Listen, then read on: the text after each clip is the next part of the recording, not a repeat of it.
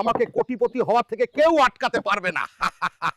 আমার নিজের বাপ মদের চোরাচালান করে তার উপর আমাকে আইপিএস না হতে পেরে মেরেছে, কিন্তু মনে রাখ যে কোনো ভাবে আমি আইপিএস হবই।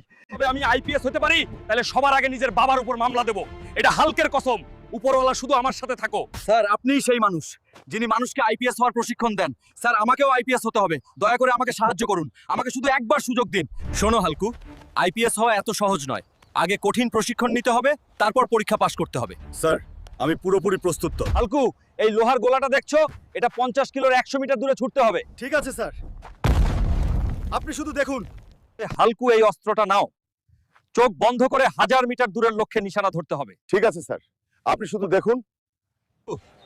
তোমার প্রশিক্ষণ শেষ, এখন শুধু পরীক্ষাটা দেওয়া বাকি। আমাকে এই পরীক্ষা পাশ করতেই হবে। তার আগে তোমরা সবাই সাবস্ক্রাইব করো, কমেন্টে পার্ট 2 লিখো, তারপর দেখো আইপিএস হয়ে আমি কিভাবে বাবার ভুল ধান্দা বন্ধ করি।